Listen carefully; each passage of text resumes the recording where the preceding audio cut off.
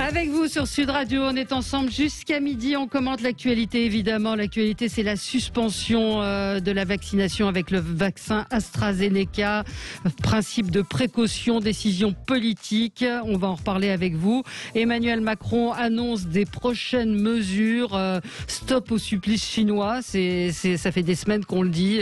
Attention, on va annoncer des choses. Annoncez-les tout de suite et qu'on en finisse. Et puis la prime Macron, prime de com, est-ce que c'est suffisant? Il a annoncé hier qu'une prime de 1 000 € comme celle des Gilets jaunes pourrait être accordée pour ceux qui étaient en première ligne pendant le Covid, mais à bien comprendre que ce n'est pas le gouvernement qui va donner cette prime, mais les entreprises. Aujourd'hui, pour débattre, Benjamin Cauchy, bonjour. Vous êtes conseiller en communication politique. Romain Colas, secrétaire national du PS et maire de Boussy-Saint-Antoine, bonjour. Bonjour Valérie. Matteo Ghisalberti, journaliste franco-italien, bonjour. Bonjour. Et Lucas Jakubowicz, bonjour, journaliste politique, rédacteur en chef adjoint de Décideur Magazine. Merci d'être là, bienvenue à vous, c'est une première. On va commencer avec notre tour de table habituel. Matteo, on va commencer avec un coup de gueule ou un coup de cœur pour le pape? Un coup de gueule pour le pape, parce que, on a lu que selon l'Obs, il aurait exprimé une préoccupation pour l'éventuelle victoire de Marine Le Pen au présidentiel de 2022. Et donc, j'ai vu aussi le tweet de Marine Le Pen qui lui a répondu. Qu'est-ce qu'elle lui a répondu? En fait, il faut donner à César ce qui est à César et à Dieu ce qui est à Dieu. C'est pas Marine Le Pen qui l'a dit, mais c'était un peu l'évangile de Matthieu. Mais bon, ça c'est le côté culture de la matinée. Et elle lui a dit aussi que ça serait sympa si le pape s'occupait un petit peu de ses affaires. De ses affaires, voilà. Alors, il faut dire que le pape a plusieurs casquettes. En tant que catholique, entre guillemets, je dois me plier à ces indications en tant que magistère. Donc, comme quand l'Église donne une position officielle sur ce qui est une question de foi, je simplifie un petit peu, mais en tant que chef d'État, parce qu'il est aussi un souverain absolu, le pape, donc dans la cité du Vatican, donc il prend des positions qui sont politiques et qu'on peut partager ou pas partager. Et moi, franchement, de voir un pape qui se mêle des questions politiques, mais surtout toujours dans un même sens, celui de la globalisation, finalement. Enfin, ça m'amène à poser quelques questions, et surtout je pense aussi au fait que il n'est pas préoccupé quand des forces politiques en France font les choses qui ne sont pas très très proches du catholicisme, par exemple sur l'avortement, sur ce truc-là. Enfin bref. Alors il faut dire que le pape recevait plusieurs associatifs français. C'est pour ça qu'il a évoqué Marine Le Pen. C'était pas dans son homélie, dans une homélie particulière. Mais c'est vrai, donc Marine Le Pen va dire rendez à César ce qui est à César et à Dieu ce qui est à Dieu. Je suis convaincu que de nombreux croyants seraient ravis que le pape s'occupe de ce qui se passe dans les églises plutôt que dans les urnes, que chacun fasse ce pourquoi il est destiné. Voilà, c'est dit. Lucas, vous, c'est un coup de cœur? C'est du en même temps, c'est à la fois un coup de cœur, c'est à la fois un coup de gueule qui prend sa source en Allemagne. Ce week-end, il y a eu des élections régionales dans le land du Bade-Württemberg, que les gens connaissent peut-être. C'est le land le plus riche d'Allemagne. C'est accessoirement un des bastions de l'industrie automobile. Et le président sortant a été triomphalement réélu. Pour la petite histoire, il s'appelle Winfried Kretschmann et c'est un écolo. C'est un écolo qui, depuis des années, gouverne en bonne intelligence avec la droite locale. Pourquoi ? Parce qu'en Allemagne, il faut savoir que les partis écolos, c'est aussi le cas en Autriche, ils sont ouverts d'esprit, ils sont pragmatiques, ils sont centristes. Ils sont souvent amenés à gouverner dans des coalitions avec les sociodémocrates. Occasionnellement, ils gouvernent avec la droite et ça se passe très bien. Donc, gros coup de cœur pour les Verts allemands. Qui arrivent à être pragmatiques. Et surtout qui se distinguent des Verts français qui, eux, pour le coup, on peut dire, sans guillemets, qu'on a peut-être les Verts les plus bêtes du monde, qui sont parfois dogmatiques, sectaires. Et on l'a encore vu ce week-end. Par exemple, les Verts français ont fait foirer à eux tout seuls une liste d'union de la gauche pour les régionales en Auvergne-Rhône-Alpes. Ils sont intransigeants, ils veulent négocier sur rien. Et je pense qu'il faut aussi regarder finalement le bilan, parce que là on approche 1 an de bilan des maires écolos dans certaines grandes villes.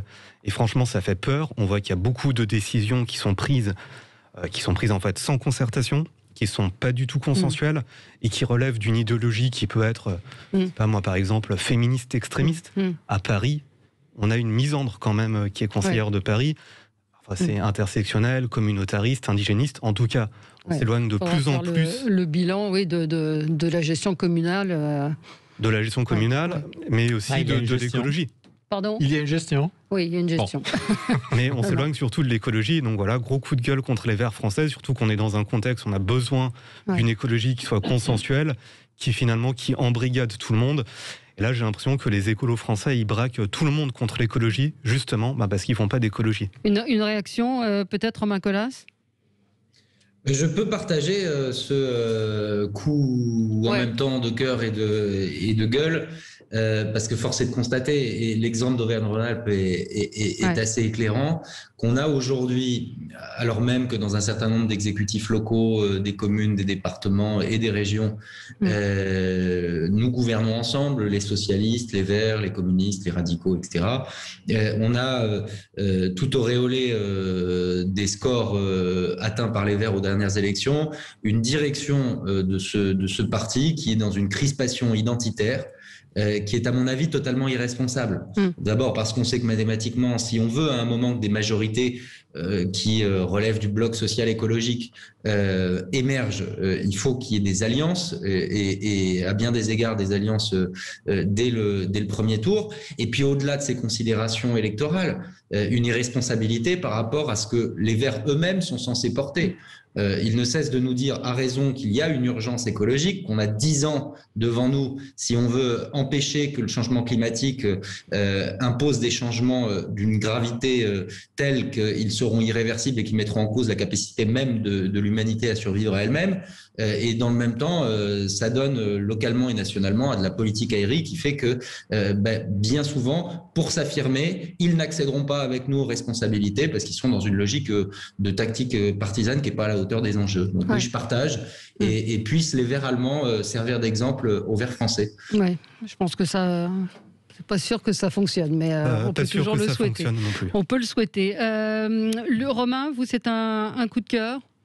Oui, un coup de cœur pour un certain nombre d'initiatives parlementaires qui viennent d'ailleurs de différentes familles politiques.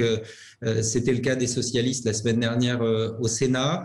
C'est le cas de radicaux, de membres de la majorité La République En Marche et même d'une élue LR avec des propositions de loi sur la fin de vie. Je pense que le pays est mûr, les études d'opinion le montrent mois après mois, pour qu'on envisage enfin de donner une nouvelle liberté aux Françaises et aux Français, celle de choisir, dès lors qu'on est face à une maladie incurable, celle de choisir dignement sa fin de vie. C'est une nouvelle liberté qui ne retirerait rien à personne, qui chacun est libre de ses convictions face à sa conscience et face, j'allais dire, à l'étape ultime de sa vie. Mais on meurt mal en France. On meurt mal en France, bien trop souvent dans d'atroces souffrances. Et je veux rendre un hommage appuyé à Paulette Guinchard-Kunstler, qui avait été une grande ministre des personnes âgées, qui avait fait beaucoup, qui avait passé sa vie d'engagement pour faire en sorte qu'on puisse vieillir dignement. Elle était à l'origine de la création de l'allocation personnalisée d'autonomie. Et puis, elle était confrontée, à son décès qui s'approchait parce qu'elle avait une maladie dégénérative incurable. Et elle a dû aller en Suisse pour choisir sa fin de vie. Et je le regrette amèrement. Et je salue les parlementaires qui s'engagent sur cette voie. J'espère qu'une majorité, il y a quelques voix courageuses qui se dégagent dans la majorité là, une majorité pourra se réunir et que nous allons pouvoir donner bientôt cette nouvelle liberté aux Français, qui est sans doute une liberté fondamentale qui engage vraiment ce qui est le plus important chez chacune et chacun d'entre nous. Mais il faut vraiment légiférer pour ça. C'est une question qu'on m'a posée ce matin en me disant, est-ce qu'il faut vraiment légiférer pour ça? On a besoin de créer un cadre juridique pour autoriser évidemment avec des conditions extrêmement strictes, hein, mais ce qu'on appelle l'assistance médicalisée à mourir, qui n'est pas reconnue dans le droit français, qui est même un crime. Et très franchement, encore une fois, ce serait une liberté nouvelle qui ne retirerait rien à personne, qui marquerait un projet et qui mettrait la France. Aujourd'hui, le Portugal, l'Espagne, on a 4 pays européens qui sont déjà en avance sur nous. L'opinion française est mûre, ça fait très très très longtemps. Il faut savoir qu'aujourd'hui, on a on meurt mal, voilà, en France, parfois dans d'atroces souffrances. Et je regrette vraiment la frilosité qui est liée évidemment au calendrier électoral du président de la République et de l'exécutif sur ce sujet. On sent bien que le spectre politique d'Emmanuel Macron s'est déporté vers la droite au fur et à mesure du quinquennat et qu'il n'a pas envie de taper dans ce qu'il considérait de sa réserve électorale. En attendant, on continue à mourir mal en France. Merci. Alors on se retrouve dans un instant. Merci Romain Colas pour ce coup de cœur. Et on se retrouve dans un instant. On va parler évidemment de la suspension du vaccin AstraZeneca. À tout de suite. On est ensemble sur Sud Radio pour les débats, suspension du vaccin AstraZeneca, précaution, principe de précaution, décision politique, catastrophe pour la confiance dans la vaccination. Qu'en pensez-vous? 0826 300 300, où vous avez peut-être envie de réagir. Emmanuel Macron annonce des prochaines mesures à venir. Oui, mais lesquelles et quand? Et puis la prime Macron, une prime qui pourrait être octroyée par les entreprises. On y revient dans un instant. Benjamin Cauchy, conseiller en communication politique, Romain Colas, secrétaire national du PS et maire de Boussy-Saint-Antoine, Matteo Ghisalberti, journaliste franco-italien, et Lucas Jakubovic, journaliste politique, rédacteur en chef adjoint de Décideur Magazine. Benjamin Cauchy, je ne vous ai pas oublié, vous aviez un coup de cœur. Oui, un coup de cœur, on va essayer d'être positif. Juste par rapport à l'euthanasie, je ne suis pas convaincu que ce soit le sujet qui soit prioritaire dans la tête des Français. Et j'ai quand même le sentiment que c'est toujours un petit peu un artifice de gauche, si je puis me permettre, à chaque grande échéance électorale d'amener une cause sociétale sur la table. C'est dans leur principe de fonctionnement. Pour le coup, avec la crise, je ne suis pas sûr que ce soit vraiment le bon moment. Je ferme la parenthèse. Il y a un calendrier électoral. La vie ne s'arrête pas non plus. La vie législative ne s'arrête pas non plus à cause du Covid. Et justement, ce sont des propositions qui viennent de tous les bords politiques. Il y a une proposition de loi qui vient de LR, une autre de LRM, une autre des radicaux. Non, mais j'entends bien ce sujet-là. Pour autant, je ne suis pas sûr que ce soit nécessaire de rajouter un point de clivage supplémentaire actuellement dans notre pays. Voilà, c'est juste là, je ferme la parenthèse. Mon coup de cœur, Valérie, c'était pour l'association qui s'appelle Lab Pareto, qui est une association qui regroupe 270 entreprises françaises. Ce sont des PME ou même des grands groupes. Il y a par exemple des groupes publics ou privés. Vous avez Pôle emploi, vous avez Enedis, le groupe Banque Populaire Caisse d'Épargne, qui se sont réunis. En fait, grosso modo, ce sont des acheteurs qui font du réseau. Pour le coup, ils ont été assez pertinents. Ils ont sorti une tribune dans le Figaro où ils lancent un appel à tous les acheteurs publics et privés, à tous ceux qui gèrent la commande publique et privée, de favoriser autant que possible l'achat national. Alors, 99,9% des TPE-PME représentent un emploi sur deux, et donc leur leitmotiv est d'inviter les commandeurs publics et les commandeurs privés à favoriser l'achat national. Alors, quid de la question de la préférence nationale dans la commande publique? Évidemment, le juge européen et le juge français estiment qu'il ne peut pas y avoir d'interdiction à ce que nos voisins communautaires puissent répondre aux appels d'offres, notamment dans le public. Pour autant, on se rend compte que si les collectivités locales, notamment, rajoutent des critères par rapport à la gestion de la réduction des gaz à effet de serre des entreprises, à certaines spécificités de recyclage, il peut y avoir une possibilité pour favoriser nos entreprises locales. Donc, je voulais faire écho ce matin, Valérie, j'étais un peu long, faire écho à cette belle initiative qui est de dire, non, évidemment, il est hors de question de refuser d'acheter chez nos voisins communautaires, mais en période de crise, finalement, est-ce qu'on ne devrait pas renforcer l'achat local? Voilà. Ouais. Écoutez, a priori, quand c'est possible, évidemment, qu'il faut le faire. Mon petit coup de gueule, wokisme, cancel culture, c'est une polémique en Belgique autour d'Annie Cordy. Vous savez que comme en France, on veut rebaptiser, renommer les noms, les rues, les places, etc. Et Bruxelles a voulu renommer le tunnel Léopold II pour oublier le passé colonial de Léopold II. Et donc, c'est le nom d'Annie Cordy qui a été choisi. Ah là là là là. Annie Cordy, qu'est-ce qu'elle a chanté? Elle a chanté Chaud Cacao. Et donc, Chaud Cacao, c'est considéré comme raciste. C'est ce qu'a déclaré Mireille Tseuzy-Robert, la présidente de BAMCO, un centre féministe de réflexion et d'action sur le racisme anti-noir. Et donc, j'ai beaucoup aimé. Qui représente quoi? 1% de la population belge? Certainement, mais la nièce d'Annie Cordy a dit « Je connais la chanson par cœur, mais je cherche qu'il peut y avoir de raciste là-dedans ». Et la LICRA a eu ce tweet assez drôle. « Désolé de déranger les dingues, mais dans Chaud Cacao, le racisme vise-t-il les dragons siffleurs, les crapes tambours ou les loups-garous ?» C'est pour un ami belge qui voudrait se rendre sur l'île aux merveilles. Merci. Je crois que tous les jours, il y a ce type de réaction. Valérie, oui. Valérie, juste pour la petite anecdote rigolote, mais ça me fait penser à la chanson de Yannick Noah qui s'appelle Saga Africa, ambiance de la brousse.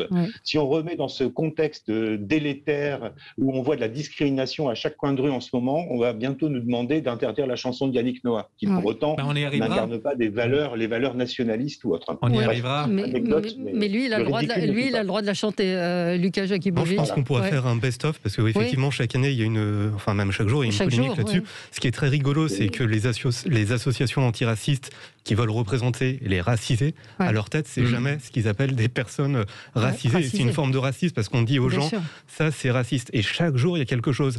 Hier, il y a eu aussi une association antiraciste américaine qui s'est posé la question de savoir si les Blancs pouvaient poster sur les réseaux sociaux des mèmes d'Oprah Winfrey, et si c'est pas finalement de l'appropriation culturelle, du racisme. Il y a Pépé le Putois aussi. Oui, ça, on en a parlé la semaine dernière. Moi, je regardais Beyoncé, et Beyoncé, elle a les cheveux lisses, et je me suis demandé si c'était pas de l'appropriation culturelle. Ne dites pas, parce que sinon c'est raciste, parce qu'il y a des shampoings qui sont seulement pour les blancs, et donc attention à ce que vous dites. Non, mais voilà, je me suis dit, pourquoi elle se... Enfin bon, je vais me faire taxer de racisme, mais si on pousse le curseur jusqu'au bout, c'est dans les deux sens aussi. Mais là, Annie Cordy, on marche quand même sur la tête. Oui, alors il y en a un auditeur qui me dit: vous défendez la chanson Chaud Cacao, juste regardez le clip d'Annie Cordy déguisée en mama noire, mais c'est pas raciste. Est-ce que vous voulez revisiter? Il y avait Joséphine Baker avec ses bananes. Il y a eu, j'ai entendu l'autre jour aussi une chanson de Fernandel sur les homosexuels, mais à ce rythme-là, on est... La cage aux folles. Oui, la cage aux folles. Et le Club Dorothée aussi, qui était assez collector dans son genre. Ouais. Pourquoi? Il y avait quoi? Il y avait une chanson sur une machine à laver où effectivement, c'est des gens qui sont déguisés en africains, donc c'est une forme de blackface. Ça ne pourra plus passer maintenant, je pense. Non, mais est-ce qu'on peut revoir, c'est cette éternelle question, ce qu'il y a eu dans le passé avec notre regard d'aujourd'hui? Plusieurs instances de gauche dans ce pays, en Europe, Oui. Je dis de gauche parce que ce sont les seuls qui nous sortent des... Romain Colas, vous en pensez quoi de tout ça? Peut-être d'une certaine gauche, mais certainement pas de la mienne et certainement pas de celle que je représente des socialistes. En tout cas, pendant je trouve ça totalement vain et ridicule. Voilà. On a eu des socialistes qui ont défendu bec et ongle les positions des gens qui étaient les fémènes, les anti mariage. Les fémènes, c'est un autre sujet, pardonnez-moi. Mais les socialistes les ont bien défendus. C'est pas la même chose. C'est pas exactement. Romain Colas, avant de passer à l'actualité. C'est le retour. Alors, tiens, on va se quitter sur cette... On va pas se quitter, on reste ensemble, on marque une pause, mais peut-être qu'on va réécouter Annie Cordy. Tiens, Chaud Cacao, on l'a retrouvé, notre réalisateur l'a retrouvé.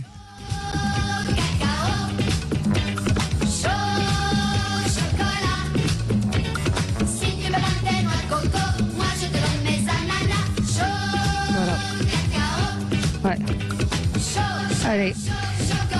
Et ben voilà, c'était et c'est vrai que cette chanson, cela dit, a été récupérée par Dieudonné et que pour le coup, ça lui a donné une dimension un petit peu différente. Allez, on se retrouve dans un tout petit instant avec vous sur Sud Radio pour le 10h midi avec Benjamin Cauchy, Romain Colas, Matteo Ghisalberti et Lucas Jakubowicz. Romain Colas, on vous a pas eu depuis ce qui s'est passé dans votre ville à Boussy-Saint-Antoine sur ces affrontements entre bandes, sur ce comment ça se passe, comment vous vivez cela aujourd'hui avec ce jeune qui a été tué? D'abord, merci pour votre message très sympa, Valérie. Oui, je vous ai envoyé un petit mot parce que j'ai pensé à vous. C'était très gentil. Écoutez, il y a eu évidemment d'abord beaucoup de tristesse, beaucoup de colère. Je rappelle, c'est un jeune de 14 ans qui est mort poignardé dans un affrontement entre deux bandes. 7 mineurs ont été mis en examen.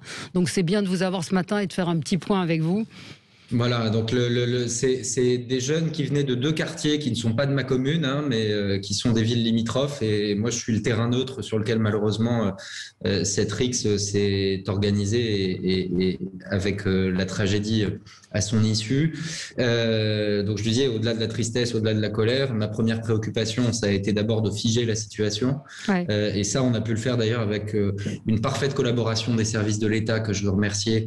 On a bénéficié malheureusement ponctuellement, mais de renforts policiers, ils sont plus là, mais ils ont permis de figer la situation. Mais ça veut dire quoi, figer la situation? C'est la crainte des représailles, c'est ça? D'éviter la représaille, évidemment. Et là, on s'est aperçu de l'utilité de la présence d'effectifs policiers visibles de façon dissuasive, présents en nombre, et ça a permis de figer la situation. Moi, maintenant, ce que je souhaite, et c'est ce qui me mobilise au quotidien, c'est évidemment qu'on tire dans ce drame l'énergie, enfin, de briser un certain nombre de logiques de confrontation qui existent depuis trop longtemps dans notre territoire. Benjamin Cauchy, il le connaît, ce territoire, puisqu'il en est issu. Il y a dans ce coin de l'Essonne, comme ailleurs, des logiques de confrontation très anciennes entre des quartiers qui ne reposent sur rien, si ce n'est sur cette culture de confrontation qui s'est transmise de génération en génération. Moi, ça fait des années que je plaide pour qu'on essaye de la briser, notamment en travaillant avec les plus jeunes. C'est un truc tout bête, mais on a les gamins dans nos centres de loisirs quand ils ont 6, 7, 8, 9, 10 ans. Et moi, je propose depuis longtemps que nous les brassions, qui passent des vacances ensemble, parce que ce sont souvent les gamins qu'on a dans les centres de loisirs, qu'on retrouve dans la rue quand ils sont pré-ados ou ados, avec l'espoir que s'ils fraternisent à 8 ou 9 ans, ils ne se tapent pas dessus à 12. J'étais seul à plaider pour cela ces dernières années. Là, il y a eu du renouvellement à la faveur des dernières municipales. Il y a maintenant des élus, notamment Épinay-sous-Sénart, qui ont envie de faire, qui est une des 2 villes concernées par ces rixes. Et donc, on va avancer sur ce sujet-là. On aurait d'ailleurs dû le faire dès les dernières vacances, mais la crise du Covid nous interdit de mélanger les gamins. Donc, on espère qu'on pourra le faire pour cet été. Ça, c'est un travail de longue haleine. Et puis, il y a un sujet qui dépasse très largement le territoire.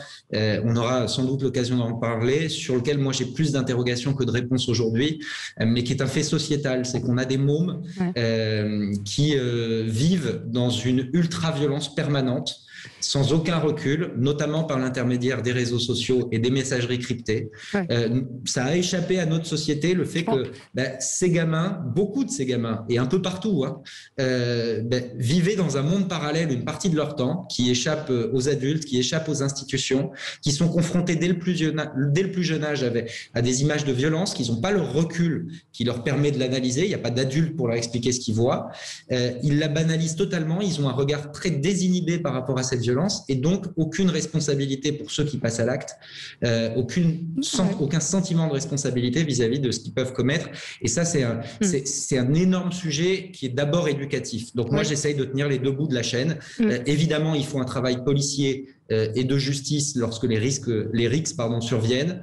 Il faut ce travail policier pour les prévenir en lien avec les municipalités, mais on a vraiment un sujet éducatif qui est majeur. Je termine juste par cette donnée qui je crois est importante, ce témoignage. Je discutais très peu de jours après le drame avec des adultes maintenant, parce qu'ils ont 20 ans, de ma commune. Mais je fête aujourd'hui mes 13 ans de mandat de maire, donc c'est des mômes que j'ai vu grandir. J'ai connu ces gamins. Je sais que 2-3 d'entre eux ont participé à un moment à ces affrontements, mais à l'époque c'était au point entre ces bandes. Et l'un d'entre eux me disait: savez, monsieur le maire, on a un problème aujourd'hui, c'est que les petits, ils sont fous. Il y a 6 ans d'écart entre eux. Mais ils considèrent qu'il y a un rapport à la violence, notamment du fait de cette vie parallèle que mènent les gamins sur les réseaux, sur les applis de messagerie. Il y a un rapport à la violence qui n'a rien à voir avec ce qu'était le leur à l'époque. Donc ça n'excuse rien, mais c'est un sujet de fond parce que quand vous voyez que cette violence, elle est capable d'exister là où il y a des cultures de confrontation, mais aussi la veille à Saint-Chéron où une gamine est morte, et Saint-Chéron, croyez-le bien, c'est la campagne, c'est pas les cités, c'est pas, voilà. On a un sujet d'une partie de la jeunesse qui a glissé. Et aujourd'hui, sur ce sujet-là, j'ai beaucoup plus d'interrogations que de réponses, mais il va falloir qu'on s'y attelle collectivement, quoi. Alors, vous voulez peut-être commenter. Je vais faire une petite parenthèse. Hier, j'ai vu sur une chaîne un reportage sur les violences de bande. Et dans les années 50, il y avait une psychologue, une psychiatre qui disait les illustrés, ce qu'on appelait les illustrés, c'est-à-dire les bandes dessinées, c'est ce qui engendre de la violence entre bandes. Et on voyait des dessins de bande dessinée en noir et blanc avec ta boum boum boum, et elle disait c'est ça qui influe sur les jeunes, et à chaque époque on a une responsabilité qui est pointée sur les dessins animés, sur les dessins animés japonais, sur les jeux vidéo. Mathéo, moi je me pose seulement une question, si cette situation n'est pas aussi le fruit d'un manque de sanctions claires et d'encadrement clair et des responsabilisations aussi des parents, parce que quand on devient parent, c'est pas par hasard en général. Et donc, parfois oui, mais je veux dire, quand on a un projet familial, c'est pas un hasard. Et à un moment, ça serait aussi normal, mettons aussi si on devient parent par hasard, qu'on s'occupe de nos enfants. Alors là, on découvre qu'il y a des parents qui ne savent même pas où sont allés leurs enfants. Ce n'est pas le cas de la ville de Romain Colas, mais malheureusement, ce fait divers de cet homicide à Argenteuil. Moi, j'étais étonné de voir que les gamins qui ont tué cette fille délibérément sont allés dîner à Paris sans problème, et la mère, après, les voit arriver, repartir. C'est la mère du garçon qui apparemment a tué cette fille. Elle va arriver, partir. Je pense qu'il y a effectivement je me demande s'il n'y a pas eu un manque de sanctions claires qui auraient pu encadrer un petit peu plus ces jeunes et leurs familles. Oui. Lucas Jakubowicz. Moi, je n'ai pas d'avis particulier sur la question. J'ai l'impression que c'est un mal qui existe depuis plusieurs années, qui prend de plus en plus d'ampleur. On en entendra de plus en plus parler. Effectivement, il y a la question de la sanction qui se pose, mais je serais curieux de voir ce qui va se passer dans la ville de Boussy-Saint-Antoine, avec l'idée finalement des colonies pour casser la violence dès l'enfance. Donc je pense qu'il faut regarder ça de près, et ça semble une bonne piste. Oui. Et Benjamin Cauchy. Oui, effectivement, je connais bien cette partie de l'Essonne. Je connais surtout la circonscription qui est à côté, avec notamment des communes comme Vigneux-sur-Seine, où effectivement la jeunesse est en proie à la violence. Je partage le point de vue de Monsieur Colas. Il y a effectivement un énorme impact de la part des réseaux sociaux. Je suis également papa d'un enfant de 14 ans, donc je peux vous assurer que l'impact des réseaux sociaux parfois sur leur comportement est parfois irrationnel. Donc dans un cadre où les actions de prévention qui sont menées par les collectivités locales ou les associations semblent insuffisantes parce que en parallèle de ça, il y a une impunité judiciaire extrêmement forte. La relation, le rapport à l'autorité, au respect des règles, d'une part, et puis cet accès à cette violence facile. Je vous entendais parler des dessins animés. Ok, le Club Dorothée avec Ken le Survivant, c'était un peu violent. On va se rappeler des choses. Ok. En attendant, ça passait sur une chaîne publique, et je pense que le CSA veillait tout de même. Et d'ailleurs, le CSA avait verrouillé certains dessins animés. Le problème des réseaux sociaux, lorsque vous avez des jeunes qui se filment sur TikTok, sur Snapchat ou encore d'autres applications, et ils sont en train de faire une sorte de course à l'échalote, à celui qui sera le plus violent, celui qui sera le plus trash, à celui qui sera le plus cash, les font effectivement vivre dans un monde parallèle. Donc, dans des circonscriptions qui sont extrêmement fragiles sur un plan social, sur un plan économique, avec une densité démographique, et puis une pauvreté aussi, il faut dire les choses, c'est une partie de l'Essonne qui est plus pauvre que d'autres, l'impunité, parce que la justice n'est pas suffisamment présente. Par exemple, je vous donne un exemple, à Vigneux-sur-Seine, commune de 35 000 habitants, il n'y a même pas un commissariat. Donc, si vous voulez, les trafics en tout genre se déroulent, et la jeunesse, elle a quoi comme exemple? Elle a des grands frères qui dealent, je caricature un peu, ou alors des réseaux sociaux qui les poussent à l'extrême. Donc effectivement, il y a une nécessité de prendre en considération les réseaux sociaux, et je crois par ailleurs que la Chine, d'ailleurs, la Chine a demandé à ce que les enfants ne puissent plus, les collégiens ne puissent plus utiliser les téléphones durant les jours de cours. Donc il y a une prise en compte de certains États, et non des moindres, sur l'impact néfaste que peuvent avoir les réseaux sociaux. Oui, alors et je pense que c'est un sujet plus important que l'euthanasie. Voilà. Il y a quelque chose qui est assez peu évoqué, il y a peu de gens qui le disent, il y a toujours Maurice Berger, ce pédopsychiatre, et également Malika Sorel que je recevais hier, qui évoquait dans ce livre, dans un de ses livres, qu'il y a une défaillance au niveau des parents sur le jeu. C'est-à-dire que le jeu GEU, c'est-à-dire que les parents ne jouent pas avec ses enfants. Parce que vous évoquez la violence, c'est une chose, tuer quelqu'un, c'en est une autre, c'est-à-dire être capable d'aller au bout d'un acte de violence en se disant que vous allez tuer, c'est qu'il se passe quelque chose qui ne fonctionne pas dans la tête de ces enfants, et que le jeu n'a pas été... ils n'ont pas joué. Ça peut paraître dérisoire comme réflexion, mais ils ne savent pas faire semblant. C'est ce qu'explique Maurice Berger. C'est que ce sont des familles qui n'ont pas cette culture forcément, des parents qui n'ont pas le temps, pour X raisons, j'en jette pas la pierre, mais ils n'ont pas le faire semblant. Et je répète toujours cette phrase de Maurice Berger, qui avec un gamin de 14 ans qui est en centre fermé, et à qui il disait « Mais pourquoi tu ne l'as pas tué ?» alors qu'il venait de massacrer un jeune garçon de son âge. Il lui a dit « Parce qu'on m'a retenu par la capuche ». C'est-à-dire que cette notion de la mort n'existe pas, le faire semblant n'existe pas, et la mort, je ne sais pas si ça vous évoque. Mais si, moi je voulais rebondir sur ce que vous venez de dire, sur deux choses. Donc vous avez parlé du jeu et de classe populaire, et il y a quelques mois, il y a un livre qui est sorti de chercheurs au CNRS, Monique Dagneau, et d'un journaliste qui s'appelle Jean-Laurent Casselli, où ils se sont intéressés en fait sur les recettes de succès des surdiplômés, et justement ils disent que dès l'enfance, en fait, les parents jouent avec leurs enfants pour les faire mûrir. Absolument. Et l'autre point, c'est que vous parlez des parents, notamment dans les milieux populaires où il y a pas mal de rixes. Il y a pas mal d'études, notamment des États-Unis, d'Angleterre et puis aussi de France, qui montrent que dans ces familles-là, en fait, il y a une surreprésentation de familles monoparentales. Absolument. Et donc, en fait, les enfants ne voient même pas leur père. Il n'y a pas de père, il n'y a pas d'autorité masculine. On pourrait en avoir à l'école, mais le corps enseignant, il est de plus en plus féminisé. Donc finalement, il n'y a pas de modèle d'hommes qui peuvent vraiment guider des jeunes hommes à être des vrais hommes. Une diabolisation du père, du mâle, parce que apparemment c'est mâle. Donc voilà. Ouais. Mais cette chose, le père souvent est l'altérité. Quand un enfant commence à se développer, il comprend qu'il y a des limites parce qu'il y a son père. Dans le meilleur des mondes possibles, naturellement, je parle du point de vue psychologique. Mais si on enlève cette figure, parfois on fait des dégâts. Allez, on marque une pause et on revient. On va parler de la suspension du vaccin AstraZeneca. À tout de suite. Avec vous sur Sud Radio, on est ensemble jusqu'à midi et on va parler de l'AstraZeneca, la suspension de la vaccination. C'est hier que le président de la République l'a annoncé, pas l'a annoncé. Écoutez, je vous propose de le réécouter. La décision qui a été prise, en conformité aussi avec notre politique européenne, c'est de suspendre par précaution la vaccination avec AstraZeneca, en espérant la reprendre vite, si l'avis de l'EMA le permet.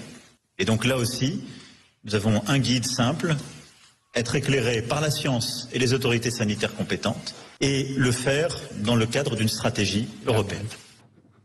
Voilà. Oui, Mathéo, je souriais parce que, en fait, je constate que dans ces 12 derniers mois, on a vu le gouvernement qui n'était pas vraiment capable de prendre des décisions avec de la colonne vertébrale proprement dite. Bien sûr, c'était compliqué, c'est compliqué de gérer cette crise, mais on a assisté à un tout médical, donc c'est les médecins qui décident. On a assisté à un tout bureaucratie, disons, c'est les fonctionnaires qui décident en janvier. Et maintenant, on est encore on revient au médical parce qu'on se rend compte que effectivement, peut-être on devait prendre des décisions courageuses, mais qui auraient coûté du temps, de l'argent, de l'investissement aussi en termes de sécurité, parce que c'était difficile de faire rester les gens en confinement. Mais peut-être c'était plus facile de le faire avant que maintenant. Et là, en plus, on a évité de mettre en discussion la doxa européenne parce que notre Seigneur l'Europe nous protège de tout, etc. Malheureusement, pas de bol, et ils se sont trompés. Et donc, on a dû attendre l'Allemagne, la décision allemande, pour que le président français décide de fermer aussi les... Comme si on ne pouvait pas prendre une décision... Non, si Berlin la prend, alors nous, on le fait. Sinon, on continue. Ouais. Moi, je trouve que c'est une catastrophe du point de vue de la confiance pour le vaccin. On rappelle qu'il n'y a aucun lien pour l'instant qui a été établi, aucun lien direct. Il y a eu des thromboses, il y en a eu assez peu finalement sur l'ensemble sur le nombre de gens vaccinés. Lucas Véran, sur la décision politique quand même. C'est pas une décision, contrairement à ce que dit Alain Fischer, c'est pas une décision sanitaire qui a été prise. Moi, sur la question d'AstraZeneca, alors déjà, moi, ça fait 1 an que j'entends énormément de responsables politiques et aussi de journalistes parler de sujets scientifiques, alors que finalement, on n'a aucune légitimité, on n'y connaît rien. Je pense qu'il faut vraiment faire confiance aux autorités scientifiques. Oui, sauf qu'ils ne sont pas d'accord entre eux. Voilà, c'est le problème qu'on a avec l'AstraZeneca. Et en fait, c'est un problème finalement philosophique, c'est-à-dire qu'est-ce qu'on fait ? Est-ce qu'on vaccine en masse en sachant qu'il y aura peut-être des effets secondaires ? Ou bien est-ce qu'on fait primer le principe de précaution et on suspend tout ? Et en fait, il y a 2 écoles différentes au niveau de l'Union européenne, ou même des pays européens. Par exemple, l'Islande a refusé d'injecter des doses d'AstraZeneca alors qu'ils n'ont eu aucun effet secondaire.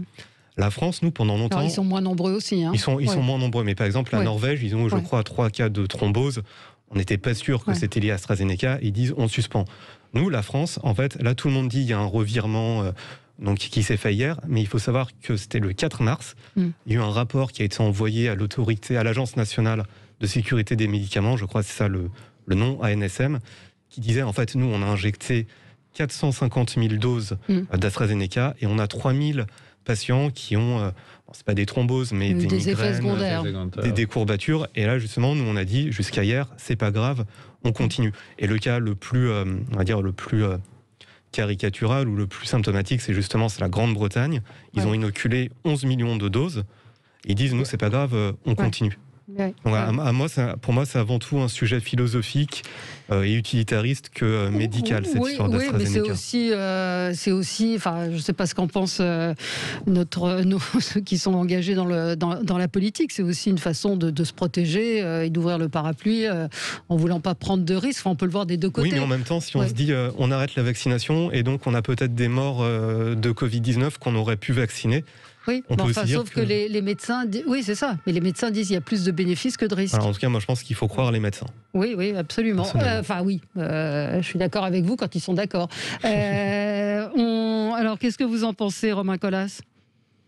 Je partage l'analyse qui est la vôtre, Valérie. C'est qu'on est dans une décision qui est essentiellement politique. Puisque d'ailleurs on le voit, politique et jupitérienne, puisque Jean Castex, quelques heures avant qu'Emmanuel Macron ne décide lui-même tout seul de la suspension de cette campagne de vaccination, Jean Castex nous disait que la France faisait toute confiance dans le vaccin AstraZeneca. Je pense que c'est la décision de l'Allemagne qui a précipité la décision française. Emmanuel Macron nous dit qu'il s'inscrit dans un cadre européen, pas du tout, puisqu'en fait on a des décisions des États individuels, alors même que l'Agence européenne du médicament continue de recommander la vaccination avec l'AstraZeneca, même si elle va rendre un nouvel avis sur la base de données qui lui a été transmise jeudi, je crois. On est dans une décision politique et dont je crains, parce qu'on est sur de l'atermoiement, c'est le cas aussi des décisions qu'on attend sur l'Île-de-France ou pas dans les jours qui viennent. On est dans du stop and go permanent dont je ne crois pas qu'il soit de nature, sauf à ce qu'encore une fois scientifiquement on atteste de la validité de cette décision, qu'elle soit de nature à rassurer les Français, à leur donner confiance dans un moment où pourtant ils en ont grand besoin. Il y a au-delà du succès de la stratégie vaccinale, il faut que les pouvoirs publics prennent en compte ce qu'est le moral des Français, quoi. Il est dans les chaussettes et ce stop and go, ces injonctions paradoxales ajoutent de l'anxiété à un pays qui n'en a vraiment vraiment pas besoin. Oui, vous l'avez rappelé, un Premier ministre qui nous dit dimanche soir, il n'y a pas de problème, et le lendemain, on décide de suspendre la vaccination.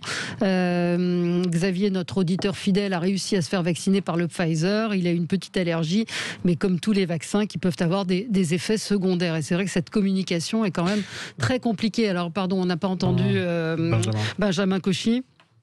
Oui, alors effectivement, je ne suis ni médecin ni scientifique, donc je ne me prononcerai pas sur la dangerosité ou le bienfait de ce vaccin. Ce n'est pas dans mes compétences. Ce qui m'intéresse, c'est plutôt en termes de communication politique. La première chose, effectivement, les gens sur cette antenne l'ont bien dit, la France a suivi l'Allemagne. Est-ce que la France est incapable de prendre une décision seule ? Est-ce qu'effectivement Emmanuel Macron a souhaité se raccrocher finalement à un bouclier européen ? Pour autant, force est de constater que la compétence santé ne relève pas de l'Union européenne. La compétence santé est une mission régalienne. Donc ça, c'est le premier point. Le deuxième point, c'est la contradiction, vous l'avez souligné, entre Castex qui twitch et Emmanuel Macron qui switch dès le lendemain la décision. Joli. Bravo, Benjamin. La décision d'utiliser AstraZeneca. Et puis enfin, le troisième point, c'est comment le gouvernement va-t-il pouvoir transmettre des informations qui vont être prises pour argent comptant ? Est-ce que les Français vont continuer avec le recul nécessaire ? Je ne parle pas des complotistes, je parle vraiment des Français moyens qui écoutent, qui s'informent de façon diverse et qui cherchent à se forger un point de vue. Comment peut-on continuer à faire confiance dans un gouvernement qui, d'une part, ne met sa stratégie de sortie de crise uniquement par le vaccin et omet l'augmentation du nombre de lits dans les réanimations, omet, en tout cas pas sous silence, toutes les thérapeutiques préventives qu'il pourrait y avoir. Et donc, finalement, on se retrouve dans cette dualité vaccin ou confinement.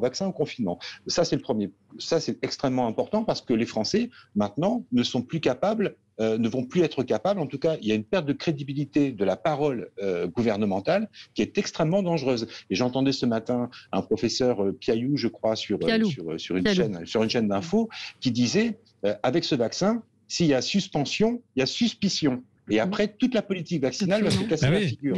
Donc vous avez un gouvernement qui se focalise pour la sortie de crise uniquement sur le vaccin, en omettant d'accroître le nombre de lits, en omettant de parler ou d'investir sur la recherche médicamenteuse, et ça tombe à la flotte. Donc c'est extrêmement problématique pour le gouvernement, je suis très inquiet.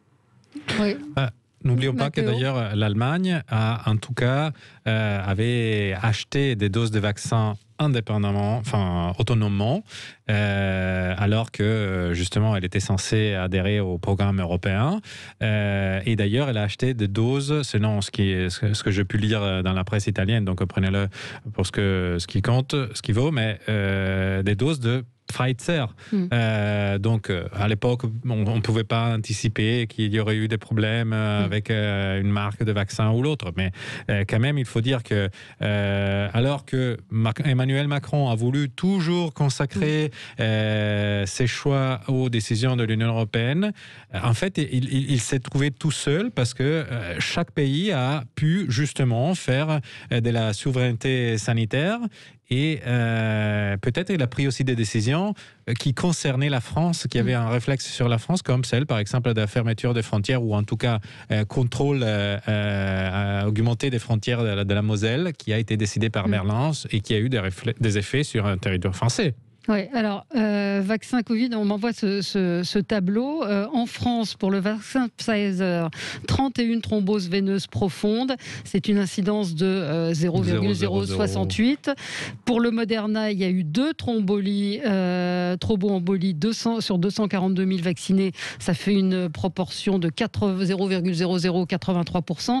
Et AstraZeneca, une thrombose multiple, ça fait 0,0022. Donc finalement, il y a eu plus de thromboses avec le Pfizer qu'il n'y en a eu avec l'AstraZeneca ou même le Moderna. Donc, je pense que tout le monde a fait l'expérience d'être vacciné, d'avoir quelques jours difficiles après. Donc moi personnellement, je ne suis pas contre vaccin, je ne suis pas non plus contre AstraZeneca, mais je trouve que ça a créé de la confusion effectivement cet atermoiement. Et donc si demain matin on me propose en tout cas de me faire vacciner avec AstraZeneca, je le ferai. Mais en même temps,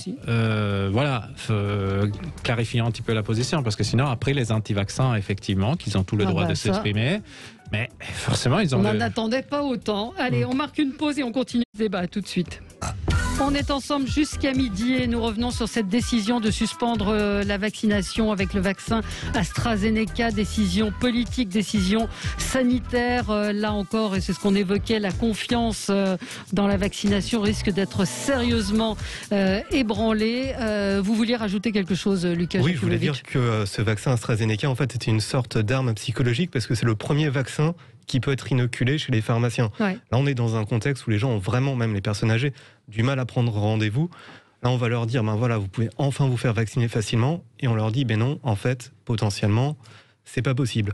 Et il y a un autre souci, en fait, avec le vaccin dont on n'a pas trop parlé, c'est qu'en fait, il y a des immenses retards de livraison. Ouais, c'est l'Union européenne qui commande les vaccins.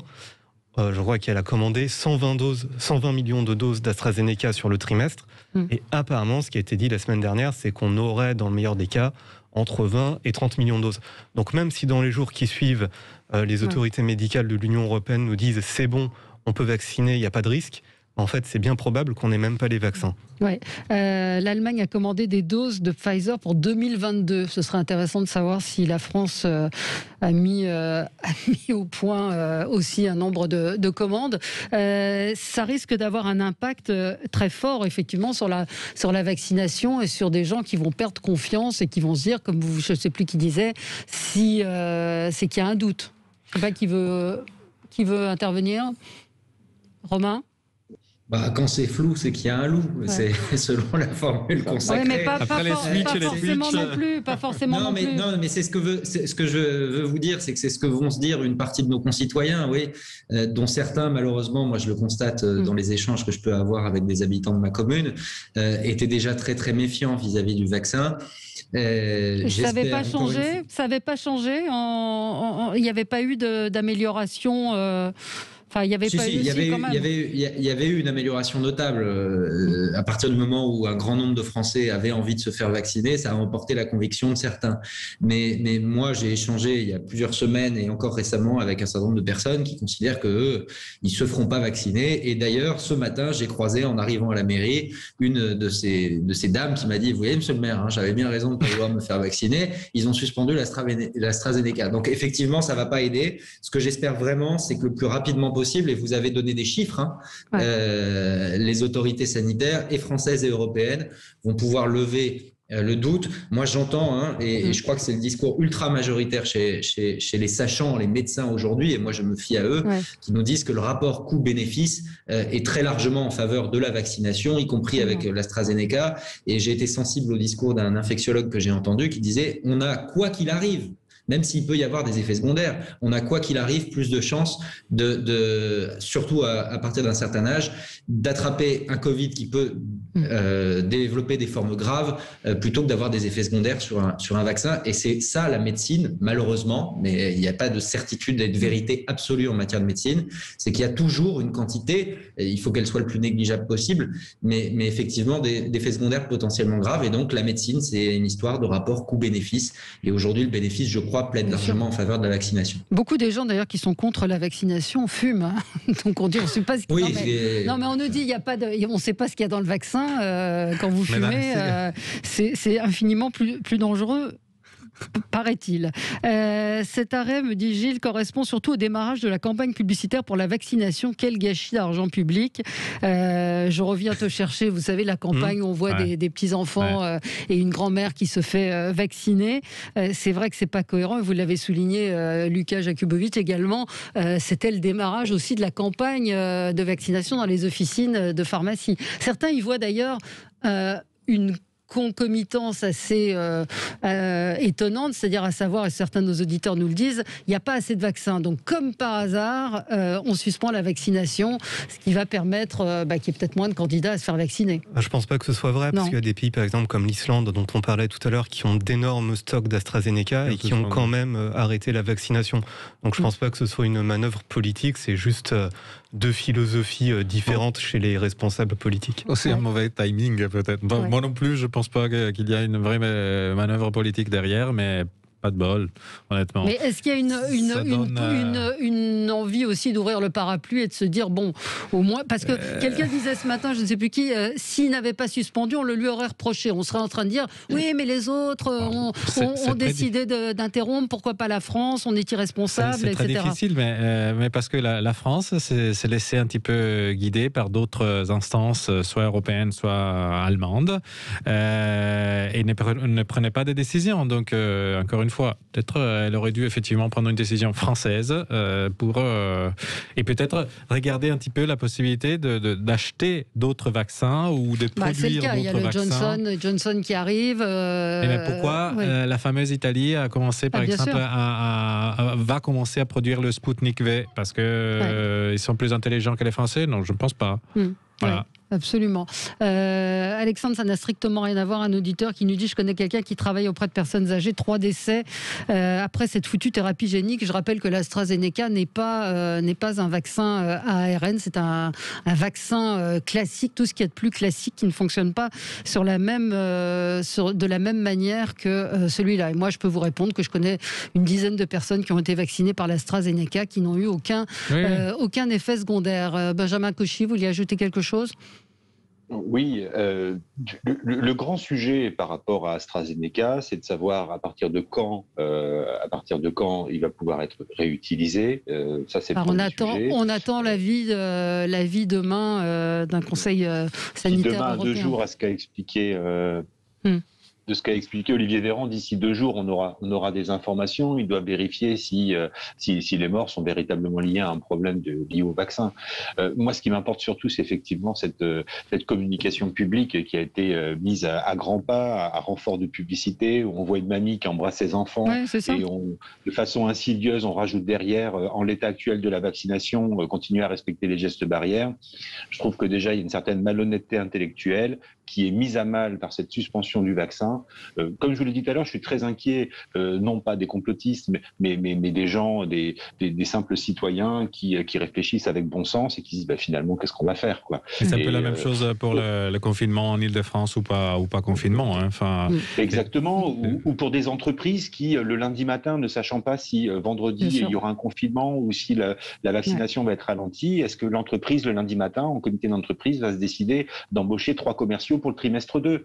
Donc voilà, tout est pareil, si vous voulez. Cette stratégie du pilotage à vue du gouvernement qui peut s'entendre en disant, on est obligé de s'adapter au fur et à mesure, vaccin, on suspend pas, on remet pas en place, les pharmaciens, les médecins, ils essayent d'adapter une stratégie au pour moi, j'appelle ça du pilotage à vue. Le problème, c'est qu'un État, c'est pas une entreprise, et qu'un État a une responsabilité bien plus importante que celle d'une entreprise. Même si aujourd'hui, les entreprises ont des responsabilités sociétales, environnementales, soit, mais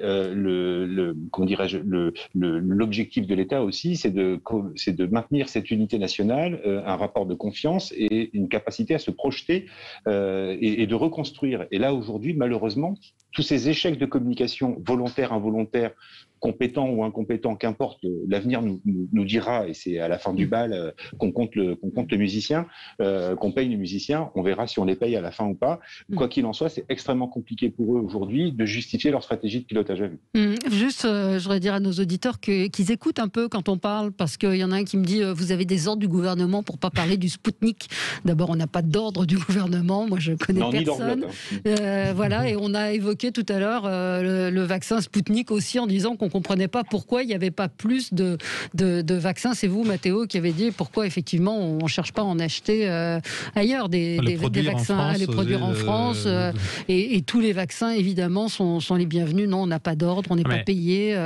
Sinon, je ne serais pas là si j'étais payé par le gouvernement. Si vous êtes, je fais un peu pour sourire un petit peu, pour alléger la discussion peut-être, mais si vous êtes un citoyen français qui habite sur la côte niçoise ou dans la zone de Dunkerque, et on vous enferme parce que on dit que chez vous c'est très dangereux la circulation du virus, alors que dans l'Île-de-France c'est pire, mais on n'enferme pas. Et en plus on vous dit vous aviez votre rendez-vous pour vous faire vacciner AstraZeneca. Ah non, c'est dangereux, etc. Enfin, vous commencez à être un petit peu confus. Non, mais c'est vrai que l'annonce, je voudrais qu'on en dise quelques mots, d'Emmanuel Macron qui a dit on va devoir prendre des mesures, c'est insupportable. S'il sait qu'on va prendre des mesures, qu'il les annonce. Pourquoi attendre 3 jours ? On est en Île-de-France à 404 nouveaux nouveaux cas par semaine pour 100 000 habitants, soit plus que le seuil considéré par Jean Castex comme un critère clé pour confiner. Et c'est vrai que Christian Estrosi ce matin s'étonnait, il disait que la région PACA était l'arbre qui cache la forêt d'Île-de-France. Lucas Jakubowicz, c'est vrai qu'on ne comprend pas la logique là. En fait, le gouvernement attend parce qu'il a d'autres armes dans les mains en fait, avant d'annoncer un durcissement du reconfinement. On peut par exemple déplacer des patients d'hôpitaux franciliens ou provençaux, par exemple dans l'ouest de la France. On peut ouvrir des lits dans les hôpitaux privés. Il y a d'autres mesures à mettre en place avant de reconfiner.